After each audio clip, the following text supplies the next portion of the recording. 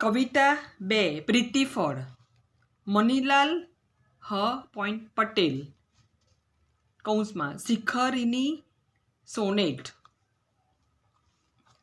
હજી કાલે તો હું સુનમુન હતો ને ઘર થકી ઉપેક્ષાયો પાછો મન વગરનું રાંક જીવતો। હતું ખાલી ખાલી ઘર વતન ને બાપન નહીં, ન હતું ક્યાંય કોઈ કંઈ પણ નહોતું, હું પણ નહોતો। નર્યો લુખ્ખો સૂકો અનગઢ હતો આર્દ્ર હૃદય, છતાં ભોળું થઈ ગયેલું સીમ નદી તટેરે વિહરતું। અભાવોની વચ્ચે તરસ લઈને હું ઉછરતો, રહ્યો તડકા જેવો કુદરત મહી તોય તરતો। હજી કાલે તો હું સુનૂન હતો, આજ સહસા તમે ચાહો કેવું કનકન બની ઓંગળી રહ્યો। બન્યો માટી વૃક્ષો ગિરિશિખર વહેતું ઝરણું હું, તમારી છાતીમાં તલ બની અને હું વસી ગયો। બની આંખો શ્રદ્ધાદીપ ટમટમે અશ્રુ નીતરે, તમે ચાહ્યો હું ને ગત જન્મનું કો ફળ ખરો। કૌંસમાં કુમાર 1976। આ સોનેટ કાવ્ય શિખરીની છંદમાં લખાયેલું છે। એના કવિશ્રી મનીલાલ પટેલ 8મા દાયકામાં થનારા કવિઓમાં અગ્રણી હતા। આજે 9મા દાયકાની કવિ પેઢીમાં એ પ્રમુખ કવિઓમાંના એક છે। પ્રકૃતિ અને પ્રેમ કવિતાના સનાતન વિષયો રહ્યા છે। શ્રી મનીલાલ પટેલની કવિતા પણ પ્રકૃતિ અને પ્રેમની રચના કરે છે। આ યુવાક વિના 2 કાવ્યગ્રંથો કૌંસમાં પદ્મા વિનાના દેશમાં અને 7મી ઋતુ નોંધપાત્ર છે। એમની જિંદગીના 3જા દાયકામાંથી થયેલી આ સોનેટ રચના કુમાર જેવા પ્રતિષ્ઠિત સામાયિકમાં બચુભાઈ રાવતે પ્રગટ કરેલી। નવી પેઢીના કવિઓ છંદમાં ભાગ્યે જ લખે છે। મનીલાલ તો સોનેટ કવિ તરીકે ખાસ્સા જાણીતા અને સફળ કવિ છે। એ છંદોબદ્ધ રચનાઓ કરે છે। આ છાંદસ અને પારંપરિક લયમાં પણ એમની કવિતા ધ્યાનપાત્ર ઠરી છે। પ્રકૃતિ અને પ્રેમ એ 2 મનીલાલની કવિતાની ગોરી નસો છે। ફકરો આ સોનેટમાં પણ કવિએ પ્રેમ અને પ્રેમના સ્પર્શથી થયેલા સર્વાંગીણ પરિવર્તનને ગાયું છે। પ્રેમ એ ઠૂઠામાં કૂપન થઈને પ્રગટનારી વશ છે। પ્રેમ પ્રગટે છે ત્યારે પ્રકાશ પાથરે છે।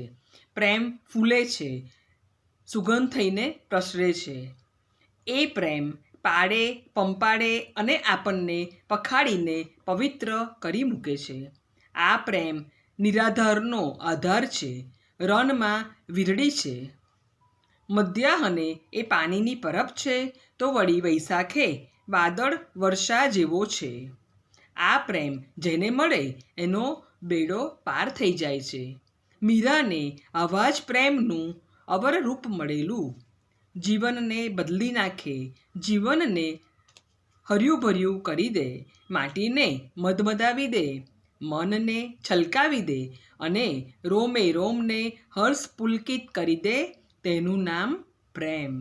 એ માત્ર ભોગની વશ નથી, એ તો અમિટ ભાવના છે, અતૂટ સૂત્ર છે।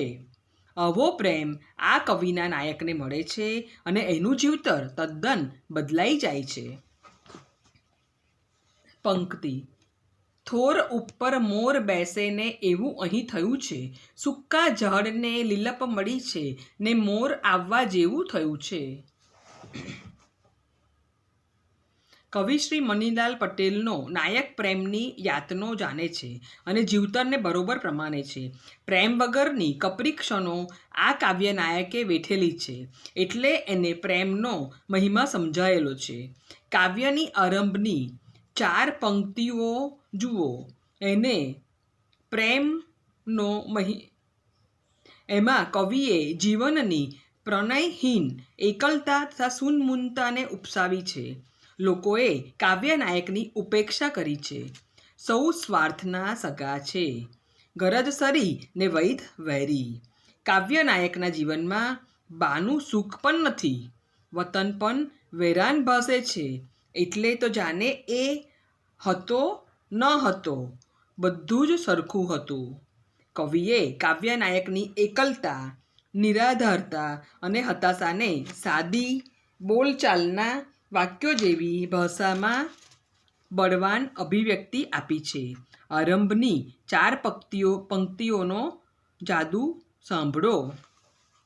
પંક્તિ: હજી કાલે તો હું સૂનમૂન હતો ને ઘર થકી, ઉપેક્ષાયો પાછો મન વગરનું રાંક જીવતો. હતું ખાલી ખાલી ઘર વતન ને બાપન નહીં, નહોતું ક્યાંય કોઈ, કંઈ પણ નહોતું હું નહોતો. ફકરો: અહીં છેલ્લી પંક્તિમાં નકારની સમરચના કરીને કવિએ વ્યથાને ઉચિત રીતે સૌંદર્યપ્રણીત અભિવ્યક્તિ આપી છે. કવિતા અવિરસપૂર્ણ અભિવ્યક્તિની કળા છે એ મનીલાલે પ્રમાણેલું છે. કાવ્ય નાયકના પ્રેમવિહીન અસ્તિત્વની વાત નોંધપાત્ર છે. ફકરો: ખાલી ઘર, બા વગરનું આયખું, વેરાન જેવું જીવન. કાવ્ય નાયક આ બધામાં ઉપેક્ષાયેલો છે, પરાયો છે ને મન વગર જીવન ધસડે છે. પછીના 4 પંક્તિઓમાં કવિનું મન, કાવ્ય નાયકનું મન નદી તટે ને ઋતુઓના તડકામાં મહાલતું જીવતર વ્યતીત કરે છે. એની સરસ કથા છે.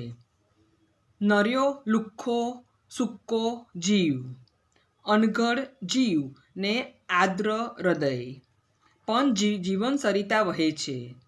એ મનીલાલના ઘર ગામ પાસેથી મહીસાગર જ હશે ને? અભાવોની વચ્ચે તરસ લઈને હું ઉછરતો.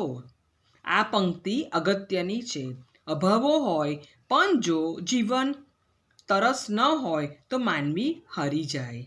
આ કાવ્ય નાયક તો સાબદો છે ને વેરાનમાં વિપદામાં ટકે છે, એટલે તો એને રણમાં વીરડી જેવી પ્રીત મળે છે. ફકરો: સોનેટના વળાંકમાં છેલ્લી 6 લીટીમાં આ કવિએ પ્રીતિનું ફળ દર્શાવ્યું છે. અભાવમાં જીવતા એકાંકી નાયકને ઓચિંતી પ્રીતમ મળે છે.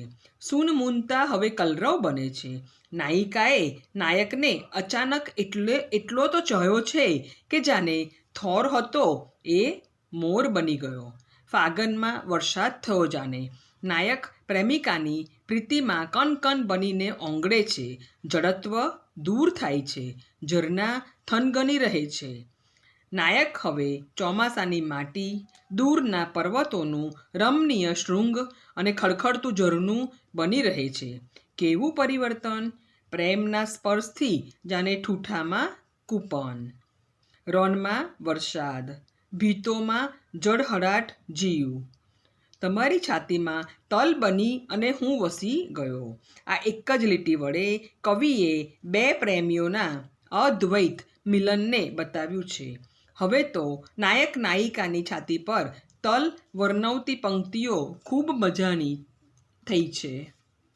પંક્તિઓ: તમે ચાહ્યો કેવું કનકન બની ઓંગળી રહ્યો, બન્યો માટી વૃક્ષો ગિરિશિખર વહેતું ઝરણું હું, તમારી છાતીમાં તલ બની અને હું વસી ગયો. ફકરો: પ્રેમ એ તો ધરતી પરની દેવનંદી છે, વરદાન છે દેવોનું. એટલે તો કાવ્ય નાટકની આંખમાં આ કૃપાના આનંદાશ્રુ નીતરે છે. આંખો ખુદ જ શ્રદ્ધાદીપ બનીને ટમટમે છે. પ્રેમ પોતે જ ચક્ષુ છે, પ્રકાશ છે, અશ્રુ છે, પ્રાણ છે. આવો પ્રેમ પવિત્ર અને પુણ્યશાળી આત્માને જ મળે છે. એટલે તો નાયક આ પ્રેમને પ્રીતિના રૂપમાં મળેલું ફળ ગણે છે. ગયા જન્મનું ફળ છે. હા, ગત જન્મમાં કોઈ પુણ્ય કર્યું હશે. ગયા જન્મમાં મનમાં રહી ગયેલી કન્યાક આ જન્મે આમ પ્રીતિ ફળ બનીને મળી છે. પ્રેમ અસ્તિત્વને અજવાળી દે છે, જીવનને ભરી દે છે. સુંદરમ અને ઉમાશંકર સોનેટ પછી એ વાત આપણને મનીલાલ પોપટના આ સોનેટમાં કાવ્યાત્મક રીતે મળે છે. આ સાથે બીજું કાવ્ય પૂરું.